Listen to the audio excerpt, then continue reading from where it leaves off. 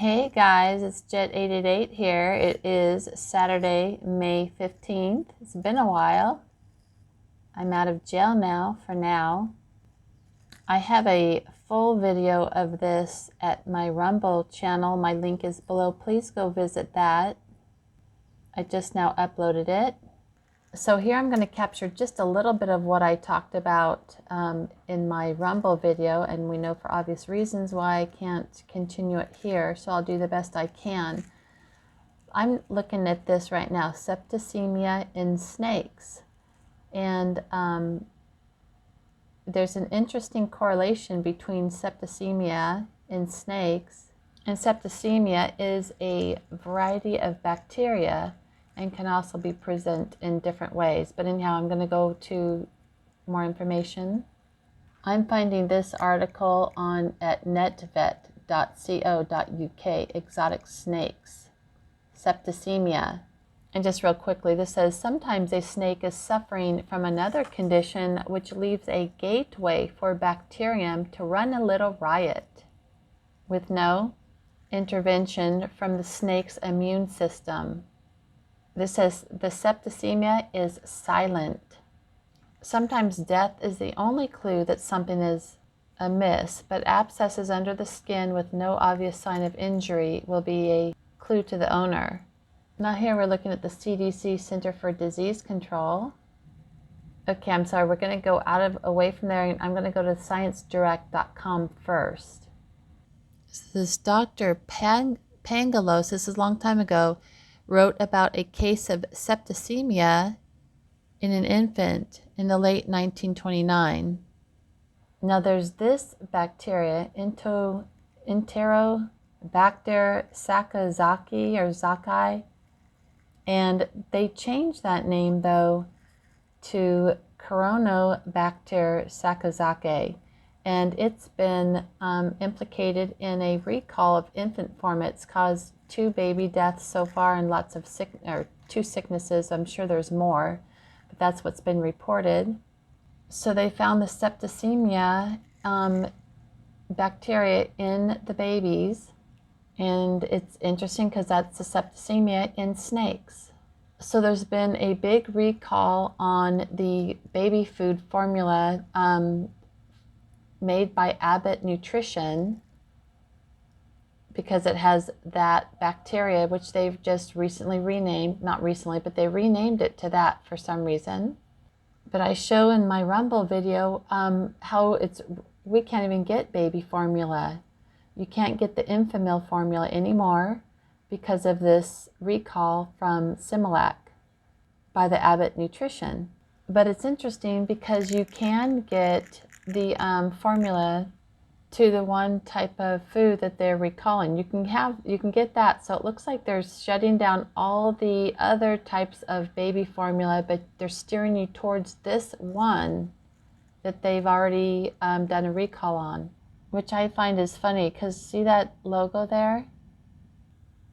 Down below, the Abbott logo, and look at, this is from the FBI website saying these are the logos and symbols for pedophile symbols.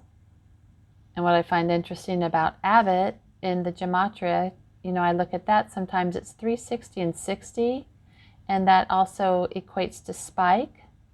But also when you think of 360, it shows the Auroboros. Auroboros, that's basically the serpent eating its own tail. So it represents a perpetual cycle renewal of life. And what I find interesting too that I'm not covering in the Rumble video, this is an image that I see at Britannica. The snake with the crown circling this round, kind of like a wheel within a wheel, 4 quarters. It's interesting. So I apologize if my camera turned off, but this is the Auroboros Illustration, and it's the all is one, kind of like the New World Order, from the work of Cleopatra the Alchemist. Way back, the 10th century. So they have an interesting connection with the snake going around in a circle here. We've seen that symbol before. This is a picture from a map. It's called the Rufus Nigra, which means the black rock.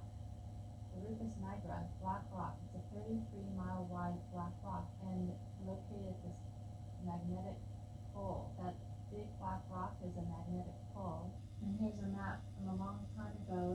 See the outer circle? In the middle is the magnetic rock. And the only reason why I'm showing this, it just seems like a lot of things come back to the snake. We always end up having the snake involved. But that 360, equating to Abbott, just interesting symbolism, I think. But one part of my Rumble video does show the select committee hearing meeting. It was about the unauthorized storage of toxic agents. And this was published in 1975. And in part of this hearing meeting, this U.S. Senate subcommittee meeting, they did talk about, there's dialogue between the chairman and Mr. Colby. And in it, the chairman did say the obligation assumed by, let's see, the United States, that such substances, and they are talking about cobra venom. Just one little excerpt, I didn't cover this at the Rumble video, but the chairman says, well, even at the time, certainly the CIA was never commissioned or empowered to conduct bacteriological warfare against whole communities, and quantities of poison capable of destroying up to the hundreds of thousands of lives, it seems to me to be entirely inappropriate for any possible use to which the CIA might have put such poison.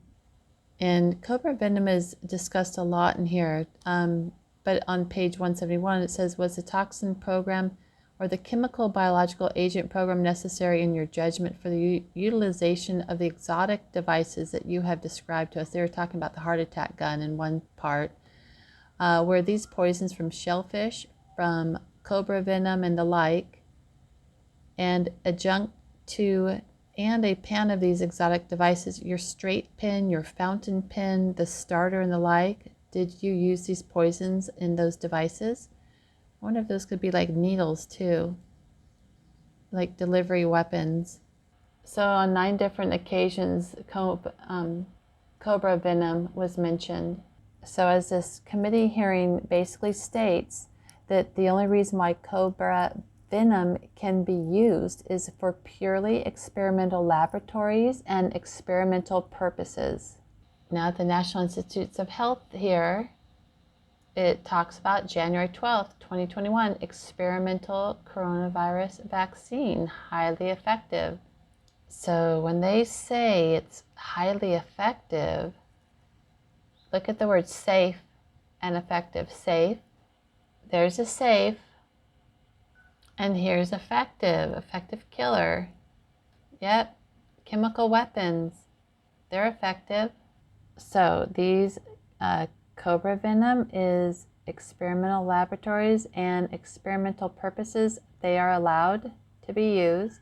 And here we have the NIH talking about these experimental. You can see it there. Anyhow, I'm going to wrap this up. So hopefully you can join me at the Rumble video. It's a little bit more organized than this, except part of my video on the very end part is upside down, but it does correct itself. Thanks, guys. Bye.